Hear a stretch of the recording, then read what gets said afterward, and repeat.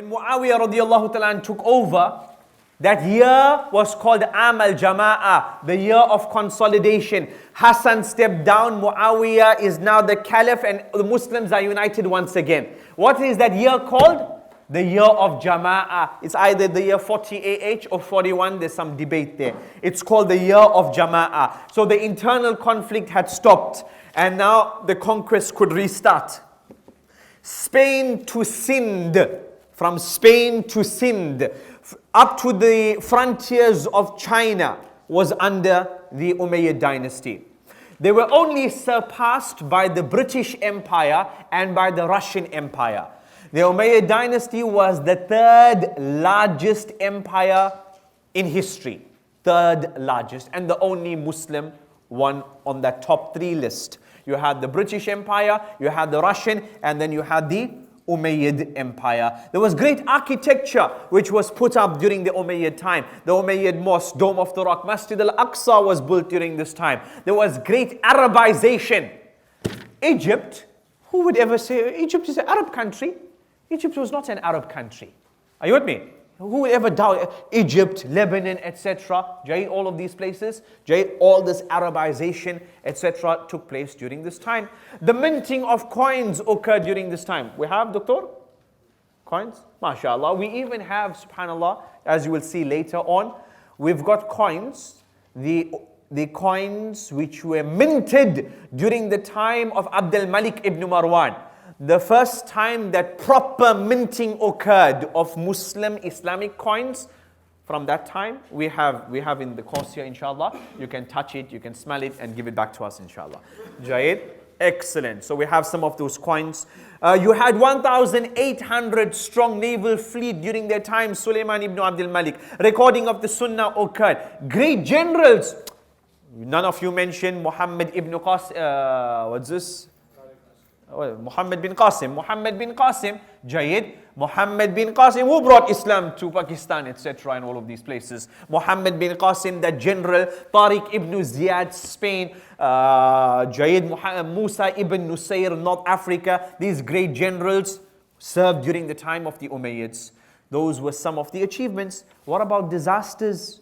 Misfortunes. It was a dynastic rule. So Shura was like dead.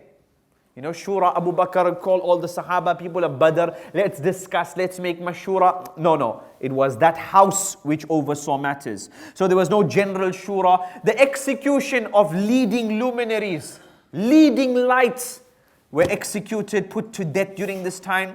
The disaster of Karbala, the pillaging of Medina al-Munawwara. Some of you probably never heard of that. The siege of Mecca, the pounding of the Haram with these catapults. Catapults put up outside of Mecca al-Mukarramah, pounding those rocks upon the Haram in Mecca. The disparity between the Arabs and the non-Arabs. This was an issue. And the Abbasides manipulated this, obviously, because Arab dynasty. And so the non-Arabs, were not given that level of treatment that they deserved, even if they were Muslims. Many non-Arabs became Muslims. Muslims now, Arab, non-Arab was supposed to be equal. No, but they were put on the level below that, etc.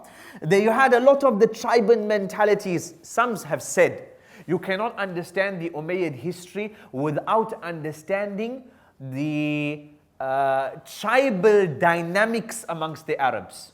And that's another discussion on its own. How the tribal mentality affected the politics. This is from the tribe of Banu Kalb. That is the Yamani. That one is the Qaisi, etc., etc.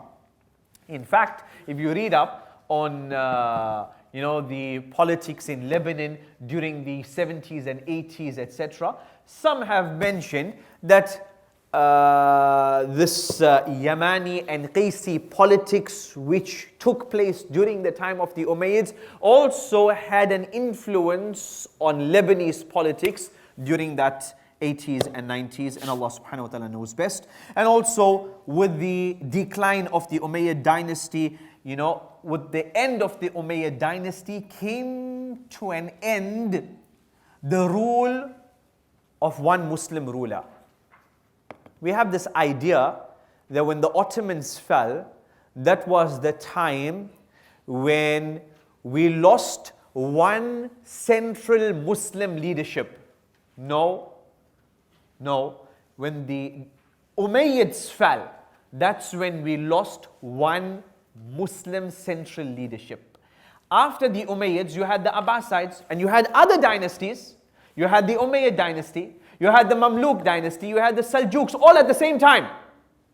That's my point. While you had the Ottoman Empire, you also had the Mughal Empire in India, etc. You had in Yemen other dynasties. You had in Malaysia, and in those areas you had other dynasties. I'm talking about one central leadership over all came to an end with the fall of the Umayyad dynasty. Did you get that?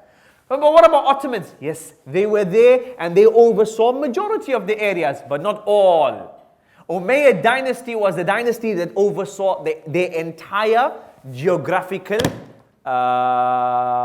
area. Are you with us? Hayyakum.